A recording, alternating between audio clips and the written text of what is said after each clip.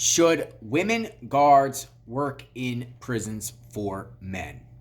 Should women guards work in prisons for men? I say no. I say no. And, you know, women, there's a lot of women in these prison systems, right, that get hired, state and federal prisons. They're hired as correctional officers. They're around dangerous men and criminals. I know firsthand. I was in federal prison. I spent 10 years in federal prison, all levels of security in the federal prison system, from highs, mediums, and lows.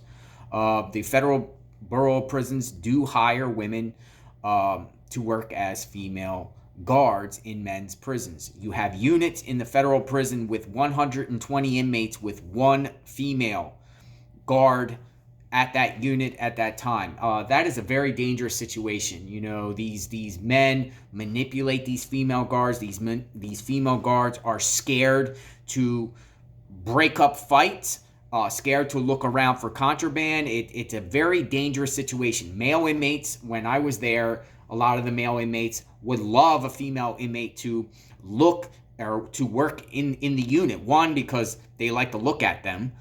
Two, they know that they can get away with a lot of things because the females don't go around. The female guard does not go around and shake down the units and want to pat inmates down. So they can wheel and deal contraband and illegal activity and do what they want. The DOJ, I'm reading a report in front of me from the U.S. Department of Justice, and they had a report that came out in 1980. Should women guards work in prisons for men? But let's go back to Vicky White and Casey White.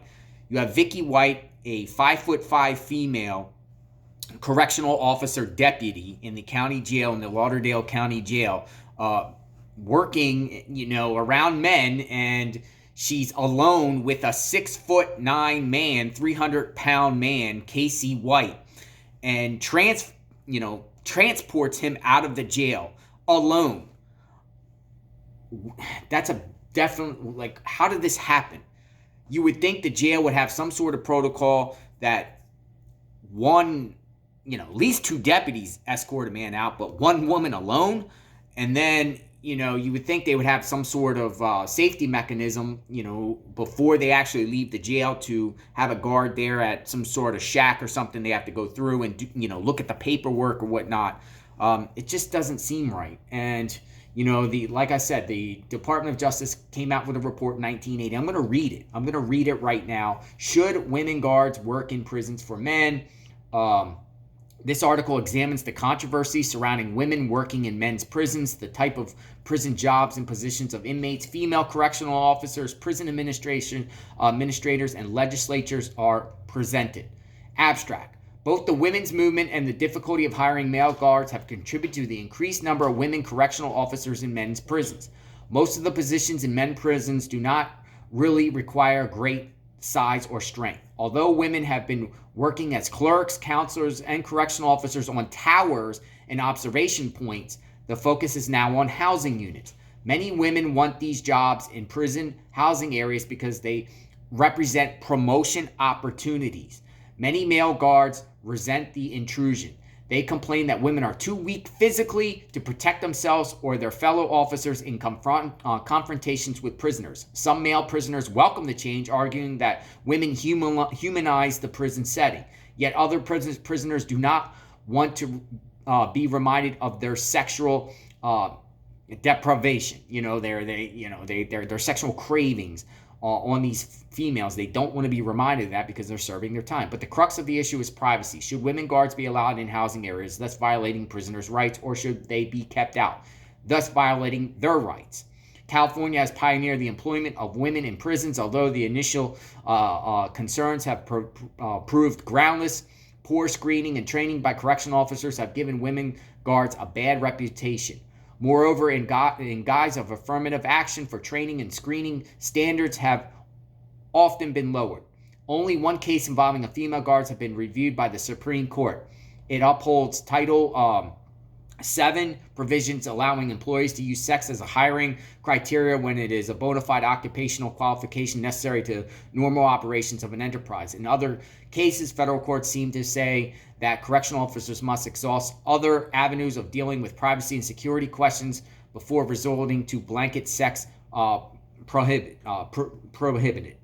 A 1976 study of the impact. This paper here is very weird to read. It's very old and grainy. Now, this is from 1980. However, a large majority expressed concerns about guards' abilities to protect them in certain dangerous situations. The Delaware correctional systems had complex problems with women correctional officers, inmate grievances, and legislation roles. In addition, the articles present a case study of women inmates in New York having sued for privacy from male correctional officers. Okay, so it what I explained has a lot of complexes here. If you don't hire a female guard, females might feel that's a discrimination, that they can't work.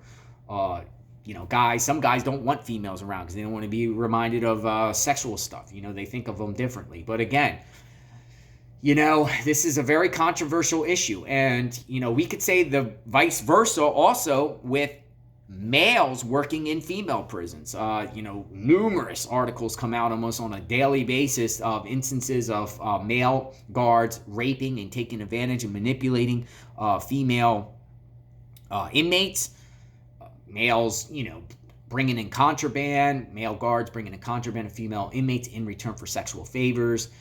It happens both ways. So should the prison systems only allow if it's a male prison, only male guards can work there? As far as correctional officers, now, cooks, medical staff, clerks and stuff, that's a whole different story, because it's a lot of times those individuals are away and separated from the inmates, or they're not alone with the inmates, and vice versa with males working in females prison. Should it all be all female guards on female guards? If there's any males in those prisons, the males would work in different positions that are totally separate from the jail, from the inmates itself. So it's a very controversial. I'm sure this will probably be brought up with this case of this escape that happened out of the Lauderdale County Jail, northern Alabama, Florence, Alabama. Vicky and Casey White, both last name White. Read that there's no relation between both of them, but they're on the run. And Vicky took out $90,000 right before her elaborate plan with Casey. That it looks like this was planned. $90,000 out, bought a brand new car, used the deputy vehicle to take Casey out, go, a few blocks away, switched cars. Now the getaway car has now been found up near Nashville, a little bit south of Nashville. What's going to happen with this? There is definitely going to be repercussions and change of protocol for sure. So I'm on this case. I'm studying it. I was just wondering. My mind started spinning because my own experiences in federal prison, seeing guards, female guards, just get manipulated, just bullied over, rolled over, conned. Guys, try to cap game to the girls. I see it all the time. I never engaged in that behavior, thank God. I was in prison for a nonviolent crime on all levels in federal prison, so I seen it all. And then those female guards. And it's crazy because I will say this. While in federal prison, you'll see a fight on the unit. Fights happen quite often. Two inmates start fighting. Female guard sees what's going on. The female guard is not going to jump in there and try to break the inmates up. She's going to get on a radio and call for backup, but the inmates can continue to fight for 5 or 10 minutes before the backup comes in, opposed to most of the times that I see male guards, if they see a fight, they will immediately try to go in there and break it up, or pull out some sort of sometimes mace or different things, break it up, and the male presence most of the time breaks up the inmates. And then the other, cavalry comes in and separates everything. But the females do not want to get in that mix. And a lot of times guys have beef with female or with male inmates, and they wait to settle that beef when they know a female is working on the unit, because they know the female can't break it up, and they can get what they want before everything, before the staff start running in and breaking that situation up. Guys just like to stare at females. A lot of male inmates get written up for masturbating to female guards. I mean, it's a lot of problems. So these problems could be eliminated all across the board if female correctional officers don't work with male inmates or don't supervise male inmates. So it's a topic we'll probably hear more of. So just wanted to bring that to your attention, give you a little bit of insight. I don't know it all, but I'm just trying to give you some perspective of this situation. Let's hope that Vicky and Casey White are brought to justice. I heard they are armed, considered dangerous. The man confessed to some killings, and he's already serving a 75-year sentence, so who knows what they'll do. You know, is this the next modern day Bonnie and Clyde? Remains to be seen. I think they'll get caught, but hopefully they don't get caught in doing something bad to others before they get caught. You know, more crime and more victimization, and other victims out there that cross their path, something bad happens. Pray that does not happen, whatever like that. So if you see these two individuals, definitely contact the authorities. I would advise you to stay away from them and let the authorities handle it. So God bless everyone. Be safe and love your loved ones.